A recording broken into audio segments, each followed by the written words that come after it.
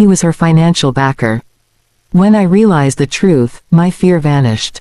I stood up, walked closer to the bench, and looked straight into her eyes. The bailiff moved slightly, unsure whether to stop me, but Melissa raised her hand, signaling him to stand down. The room fell silent again, everyone waiting for what I was about to say. I leaned in just enough so only she could hear me, and I whispered 4 words that changed everything.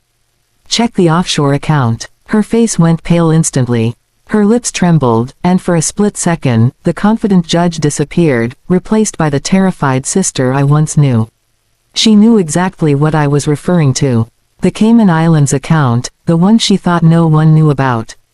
Years ago, when she needed funds for her campaign, that same business partner had helped her hide money overseas. I had stumbled upon it while reviewing our firm's encrypted files.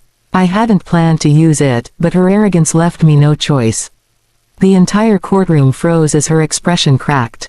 She tried to regain her composure, fumbling with her papers, pretending to read. But it was too late.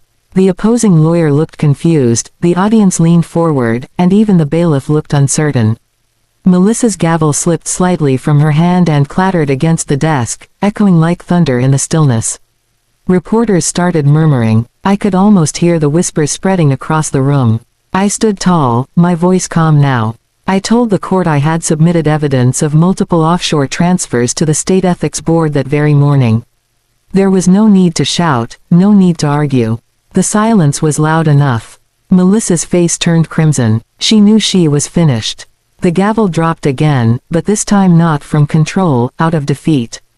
The session ended abruptly. Security escorted me out for procedure, but as I walked through the hallway, every head turned to follow me. The reporters swarmed around, shouting questions I didn't answer. All I could think about was how my sister, the woman who had spent her life trying to make me feel small, had finally been exposed, not by rage, not by revenge, but by the truth she thought she'd buried forever. Later that night, the news broke. Judge Hart under investigation for financial misconduct. I sat in my living room watching the headlines, sipping coffee with trembling hands. I didn't feel victorious, only free. For years, I'd been living in her shadow, suffocated by her judgment. Now, the truth had turned the tables. The same courtroom where she mocked me became the stage of her downfall. And though part of me still wished things could have been different, that she could have been my sister, not my rival, I knew this was the only way it could end. The courtroom was packed that morning, cameras flashing as my sister, Judge Melissa Hart, entered with her usual poise and confidence.